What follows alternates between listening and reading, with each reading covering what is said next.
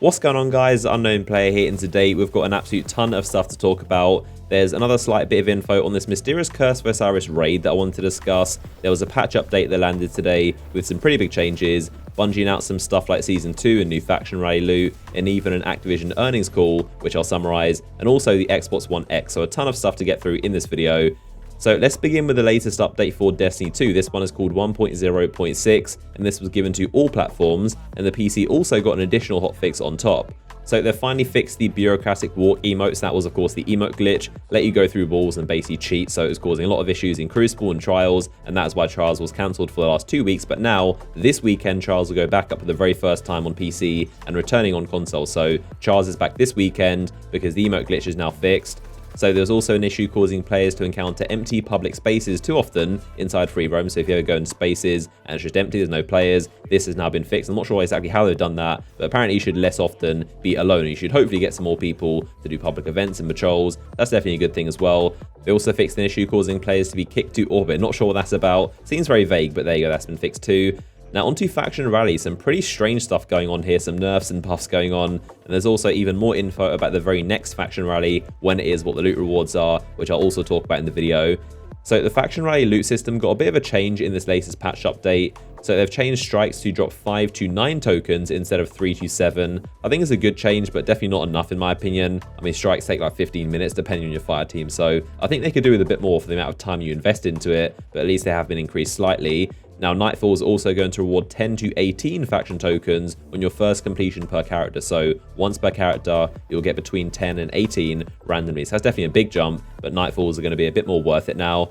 On the other hand, they've actually decreased how much you get from heroic public events. So these used to drop 8 tokens, but now they're only going to drop 5, which is a bit of a shame. I'd kind of rather if they just increase the others instead of decreasing heroic public events, but now these are going to be a bit less profitable. And the next one is even worse because this one actually gets rid of tokens altogether from destroying enemy resources inside lost sectors. So the old best farm where you can go into Titan and just shoot all the crates and explosives, that's no longer going to work. You don't get any tokens from destroying those. Instead, you get 3 from actually opening the lost sector chest. So they're actually giving you a purpose to do the lost sector instead of just running around and destroying the barrels. You're actually going to do the lost sector now and get tokens from them. So it's a bit of a weird one. I mean, like I said initially, it is a very boring grind because you have to go solo and just shoot barrels. It gets very monotonous, but I think the worst part was that you had to do it solo. You couldn't do it with any friends. So I think there's still going to be a pretty good lost sector farm, but instead of just shooting the barrels, you'll be now going through killing the boss, opening the chest, and running back and forward. So it's still going to be a pretty decent farm, just not the same as it was shooting the barrels before, and definitely not as profitable.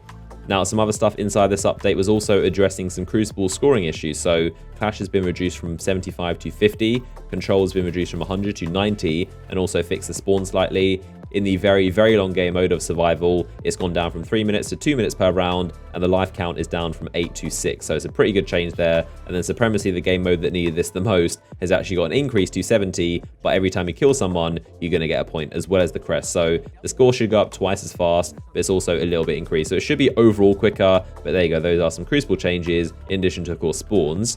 Now, there was that additional hotfix for PC. This is called 1.0.6.1, and this fixed an issue where clan rosters weren't showing properly, and also an issue where performance would gradually degrade over time, which I'm hearing isn't fully fixed, but hopefully that gets fixed properly soon.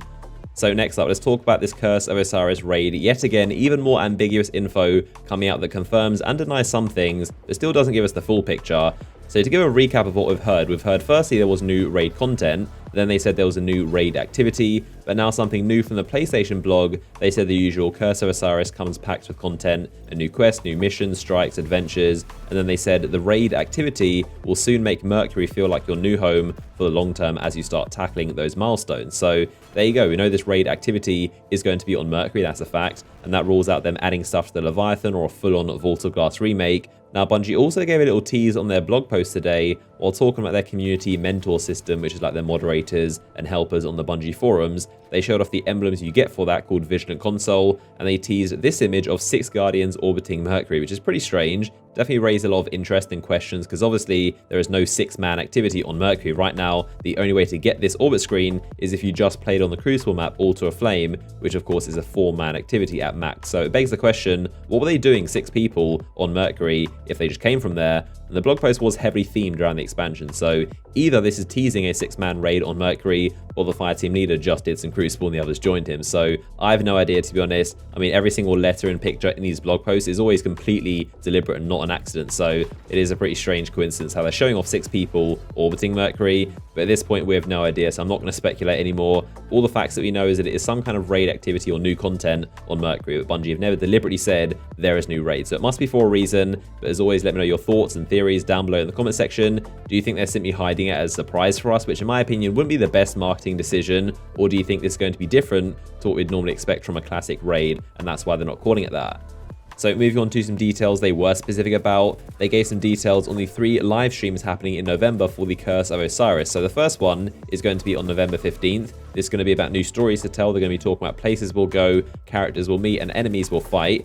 The second one is new ways to play on November 21st on the Tuesday. This one is going to be previewing some of the activities that will challenge our fire teams. And the third one is going to be called New Gear to Earn. This actually back on a Wednesday, the 29th of November, inspecting the inventories and seeing all the new gear in action on a brand new Crucible map. So we talked about the new changes to Faction Rally earlier in the video, but now they actually announced some more details on the very next Faction Rally. In fact, the last one of Season 1, of course, there's one more happening, and also one more Iron Banner, which they didn't detail this time around. They probably will next week, and it's probably going to happen after Faction Rally. But the very next one is going to be on the 7th of November, so next Tuesday for an entire week, the Faction Rally goes on. And the week after that, of course, is going to be Victory Week. So they've made some pretty funny and also interesting changes to the rewards inside those engram packages. So only inside the engrams, the 4 weapons available are from New Monarchy: the sniper, scout rifle, sidearm, and hand cannon. The sniper, I'm telling you now, is going to be a very, very good weapon. Definitely keep an eye on this thing. It's one of the best snipers in Crucible. It's got amazing stats. The scout rifle, on the other hand, is complete trash. It's high impact, the same as the one we already got from New Monarchy. So I'm not sure why there are 2 high impact scouts, but this is another one. Its main perk is hipfire, which is completely useless for a weapon of this type, slow firing, but there you go. There's also the hand cannon, which does look pretty good, to be honest. It's in the adaptive, very common archetype, and also a sidearm. The future war cult engrams are going to offer a submachine gun, a grenade launcher, the pulse rifle that was the winning weapon that didn't get sold last time. This is pretty good. It's got firefly and also a sidearm, so pretty average weapons, but the pulse rifle is definitely the standout. And then Dead Orbit setting that winning scout rifle, a vice storm, which is cool to see a bit of alternation there, a submachine gun, and also an auto rifle, which is definitely the one to look out for. This thing's pretty good. Now, in terms of the winning weapons is where things get really funny, because they did basically exactly as I predicted they would do to try and stop Dead Orbit from winning. So New Monarchy is setting a sword. That's right, the only faction sword New Monarchy are going to be offering if they win. Now, Future War Cult are going to be offering their fusion rifle, and then Dead Orbit are offering their grenade launcher. So this thing is going to be complete trash. It's in the lightweight archetype as well, which I'm pretty sure is the worst out of all grenade launchers. Not that many are great. So with this thing on offer, there's going to be very, very little incentive to go for Dead Orbit. I wonder if they'll still win, but I doubt it. I think New Monarchy will probably clutch it, because they were second last time, and now they've got a sword. So people are probably going to want to grab that thing. But of course, let me know down below in the comment section, who do you think is going to win this faction rally with these interesting weapons up for grabs? Now, on top of that, Bungie also announced that Season 2 is set to go live on the 5th of December, so pretty strange how it overlaps the same time as the Curse of Osiris, of course, also on the 5th. So there's going to be a lot of content, and of course the Dawning event, so expect quite a lot of things to do in December. Until then, of course, you have the live streams and announcements of this stuff. So next up today was actually the Activision quarterly earnings call, which normally has some kind of information on their plans, DLCs, games, or what they might be doing in the future. This one was pretty simple. They just talked about Destiny 2 launching, and then actually broke a record for the best-selling console game year to date in the US. They also said that Destiny 2 has more time spent per player than Destiny 1 did, which is pretty interesting. So the game sold a lot, they made a lot of money. Activision made $1.6 billion in just those 3 months. But while those things may be true, the game sold a lot and people are playing longer now compared to Destiny 1, of course it doesn't mean all those players are happy. We know Bungie has some ways to go with the end game, which is what they're working on right now. So no big announcements, just some financial stuff. But as a fun fact, this time for Destiny 1, it was this very earnings call, the third quarter, when they announced they're working on the sequel for Destiny 1, and that is when we first knew Destiny 2 was on the way. So this time, no announcement of Destiny 3, just that they're making a lot of money.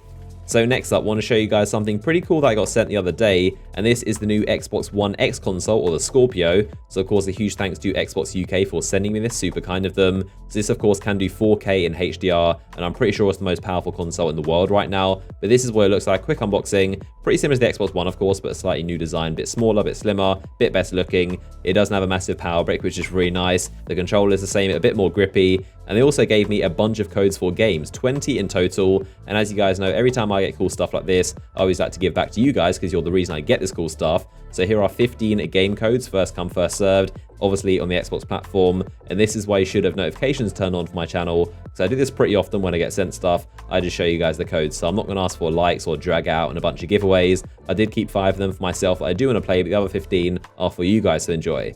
I did also get Destiny 2, but I don't think that's properly enhanced for the Xbox One X just yet. And I'm not sure if Bungie and Microsoft plan on enhancing it, but I'll keep you guys updated if they do. But there you go, as promised, a ton of stuff to go over in this video. As always, your support is much appreciated. So if you did enjoy the video, then a like rating down below does help the channel a ton. Of course, I'll be covering those live streams, so make sure you are subscribed and keep an eye out for more videos. But if you want to watch another video from me right now, then you can click the image on screen, and I'll see you guys in the next one.